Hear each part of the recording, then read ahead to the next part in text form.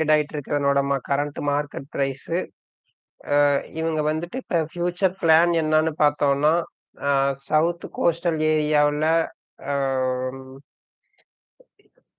இது wind mill இன்னும் implement பண்ண போறாங்க. அ கன்னியாகுமரி டூ மும்பை வரை இருக்கிற கோஸ்டல் ஏரியா ஃபுல்லா இவங்க விண்ட் எனர்ஜிக்கு பிளான்ட் ரெடி பண்ணிட்டு இருக்காங்க. அ இவங்ககிட்ட இருக்க இப்ப குட் நியூஸ் என்னான்னா, டெப்ட்ட வந்து அக்ரஸிவா குறைச்சிட்டு வந்திருக்காங்க. இவங்களோட டெப்ட் பார்த்தீங்கன்னா, இதுக்கு முன்னாடி 0.8 இருந்துச்சு. இப்ப 0.05க்கு கொண்டு வந்திருக்காங்க டெப்ட். ஸோ இது வந்து ஒரு நல்ல விஷயமா பார்க்குறாங்க மார்க்கெட்ல. அடுத்தது சுஸ்லானோட ப்ராஃபிட் பார்த்தீங்கன்னா, அ நல்லா இன்கிரீஸ் ஆயிருக்கு. ஜூன் 2025ல 324 கோடி தான் இருந்துச்சு ப்ராஃபிட்டு. இப்ப வந்துட்டு இந்த குவார்ட்டர் செப்டம்பர்ல அவங்க அனவுன்ஸ் பண்ணும்போது, 1279 கோடி நெட் ப்ராஃபிட் சொல்லியிருக்காங்க. அது மட்டும் இல்லாம இவங்க அ அதர் கண்ட்ரிலயுமே இப்போ விண்ட் எனர்ஜி இம்ப்ளிமெண்ட் பண்ணிட்டு இருக்காங்க. இது ஒரு நல்ல நியூஸ் சுஸ்லானுக்கு. அ ஆனா இதுவரையும் இவங்க எதுவும் டிவிடெண்ட் எதுவும் குடுக்கல ஷேர் ஹோல்டர்ஸ்க்கு. அடுத்ததா இன்னொரு டிராபேக் பார்த்தோம்னா, இவங்க மேல ஒரு பெனால்டி போட்டிருக்காங்க. அ அதுவுமே இப்போ 427,00,000த்திலிருந்து 212,00,000 வரையும் குறைச்சிருக்காங்க. பெனால்டியுமே முடிச்சுட்டாங்க. ஸோ இதுவுமே நல்ல குரோத்ல தான் சுஸ்லான் எனர்ஜி இருக்கு. அடுத்தது டாடா பவர், ரிலையன்ஸு, அடுத்தது அதானி.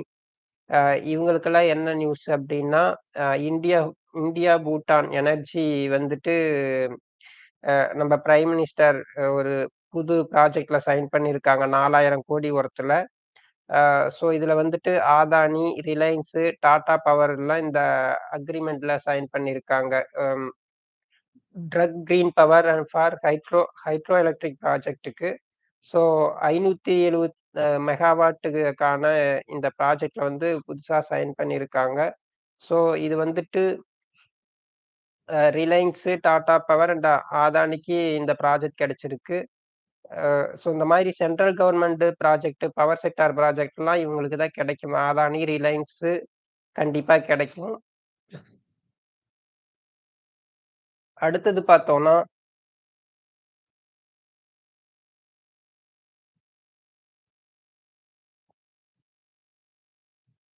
ஐநாக்ஸ். ஐநாக்ஸுமே ஒரு விண்ட் எனர்ஜி செக்டார் தான். ஆ இவங்க வந்துட்டு 1.5 கிலோவாட் வந்துட்டு ஆனுவல்லி ரன் பண்றதுக்கு ஃபினான்சியல் இயர் 2027க்கு வந்து பிளான் பண்ணியிருக்காங்க. 1500 கோடியில. அதுக்கு வந்து ஃபண்ட் ரைஸ் பண்ண போறாங்க. ஸோ, இப்ப ஐநாக்ஸ் என்னான்னா, டெப்ட் ஃப்ரீ ஆக போறாங்க. அவங்களோட பேலன்ஸ் ஷீட்ல பார்த்தோம்னா, இவங்க வந்து டெப்ட் ஃப்ரீ ஆக போறாங்க. ஸோ, இது வந்து ஒரு நல்ல நியூஸ் ஐநாக்ஸ் எனர்ஜிக்கு. அவங்க வந்து 18% எபிட்டா மார்ஜின்ஸ்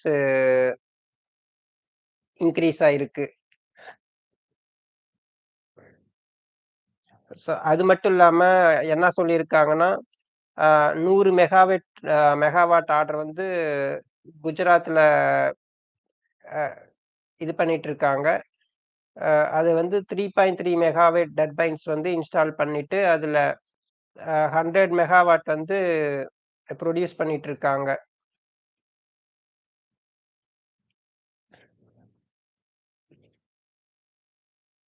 ஸோ, இப்ப நமக்கு பவர் செக்டார்ல என்ன ஒரு டிராபேக்னா, அ இந்த பவர் செக்டார்லாம் டைரக்ட்டா கன்சியூமருக்கு பவர் சப்ளை பண்றதில்ல. கவர்மெண்ட் கிட்ட தான் பவர் சப்ளை பண்ணிட்டு, கவர்மெண்ட் கன்சியூமருக்கு சப்சிடில தான் குடுத்துட்டு இருக்கு. அதனால இவங்க வந்துட்டு கவர்மெண்ட் குடுக்குற ரேட்டுக்கு தான் இவங்க வந்து பவர் குடுக்க முடியும். கவர்மெண்ட் சொல்ற ரேட்ல தான் பவர் வந்து இவங்களால ஒரு யூனிட்டுக்கு இவ்வளோன்னு அவங்க குடுக்க முடியும். ஸோ அது ஒரு டிராபேக். இல்லைன்னா, இவங்களோட ப்ராஃபிட் வந்து இன்னும் இன்கிரீஸ் ஆகும்.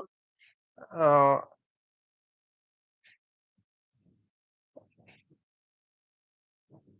ஸோ முதல்லயே சுஸ்லான் சொன்ன மாதிரி சுஸ்லானும் அக்ரஸிவா வளர்ந்துட்டு வர்றாங்க. அதே மாதிரி ஐநாக்ஸ் வந்துட்டு டெப்ட் ஃப்ரீ கம்பெனி ஆயிடுச்சு. ஸோ, இதனால இவங்கள நாம இப்போ வாட்ச் லிஸ்ட்ல வைக்கலாம். அதுக்கு அடுத்தது டாடா பவர் வந்து கரண்ட் மார்க்கெட் பிரைஸ் ரூ. 388 இருக்கு. இதனோட புக் வேல்யூ பார்த்தோம்னா